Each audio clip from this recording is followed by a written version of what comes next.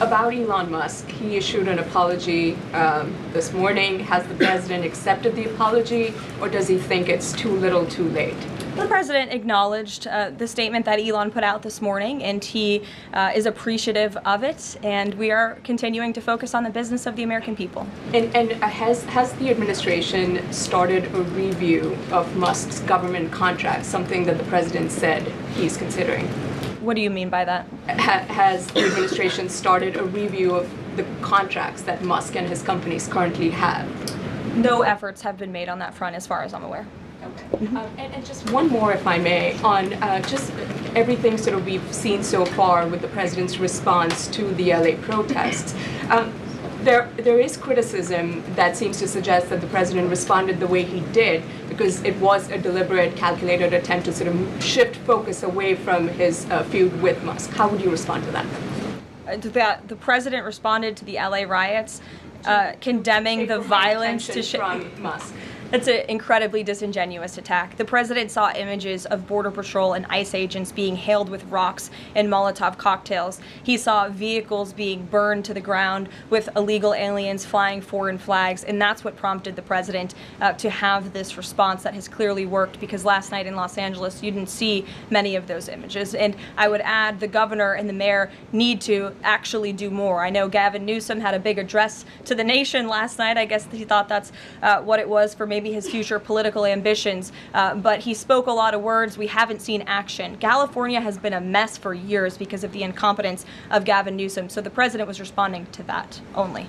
Caitlin. Karoline, two questions for you. Sure. Over the weekend, Secretary Noem sent a memo to the Pentagon asking Secretary Hegseth to have and direct the military that's on the ground in LA to arrest and detain what she said were lawbreakers.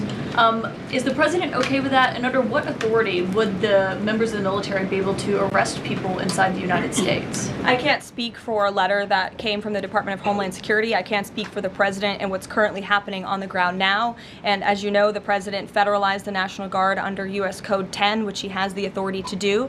And our United States Marines and the National Guardsmen and women who are on the ground right now are helping to create a peaceful environment for ICE and Border Patrol, who were being, again, hailed with rocks, who were being violently and viciously attacked. They needed reinforcements, and so our United States Marines who are on the ground are providing those reinforcements to ensure the environment is peaceful so that these raids and deportations can continue. But he realizes they can't actually arrest people unless he invokes the Insurrection Act, which, I mean, seemingly was not something that was in Secretary Noem's memo, a clear distinction she did not make there. Again, you're trying to conflate a letter that was sent to the Department of Homeland Security to the president's legal authority. The president understands the legal authority that he invoked, and that's the current situation right now. So when it comes to federalizing the National Guard, what is the specific criteria that the president is using for when he's deciding to do that, and in which states? The president was asked and answered this yesterday. He wants to see an end to the chaos and the violence. He doesn't want to see law enforcement officers being attacked. He wants to see peace. He wants law-abiding Californians to be able to bring their kids to school, to be able to go to work without seeing this violence in the streets. That's what the president's hoping for, and that's why he's taken this action.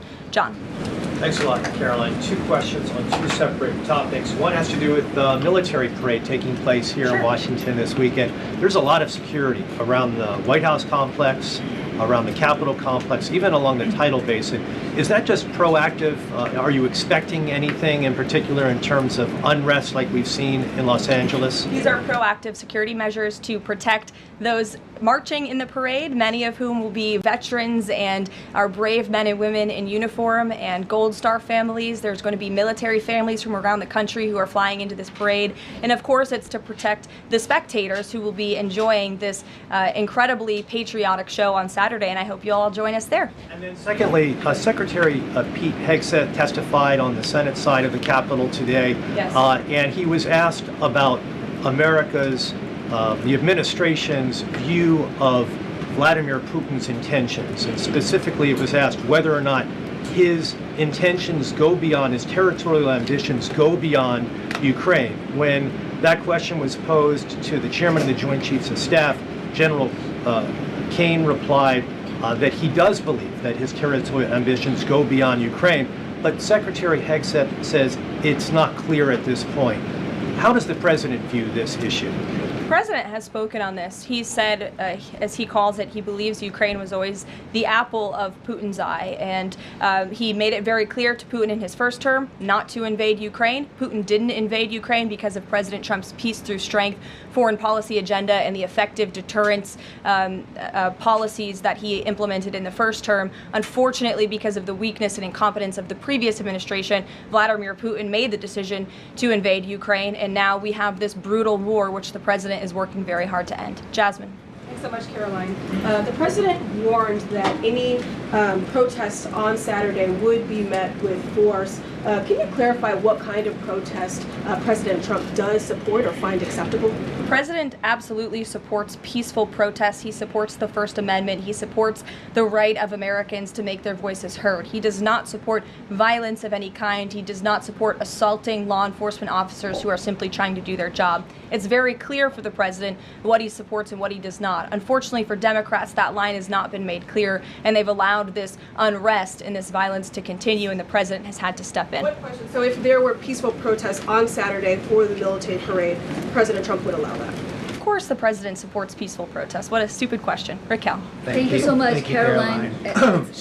Raquel, and then I can go to you, Francis. Go. Thank you so much, Caroline. I have two questions. One about Israel. Yesterday, the U.S. ambassador to Israel said the U.S. no longer is pursuing the goal of an independent Palestinian state. Can you confirm that the president is no longer supporting a two-state solution? And is President Trump considering diplomatic action against countries who takes action against Israel during next week UN conference? Right now, the president views the situation in Israel and Gaza as deeply unfortunate and needing to end. And the president is realistic about the current state of affairs in this region of the world. And that's why the president has said the number one focus and priority of the administration is to release all of the hostages from Gaza and to end this conflict as soon as possible. The administration is still pushing very hard for the release of all the hostages. And as for what happens next, clearly Gaza is an uninhabitable place. It needs to be rebuilt with the help of our Arab partners, and the president wants to see that happen as well. Take a couple Just more. one on the G7 engagement. President Trump is traveling there on Sunday.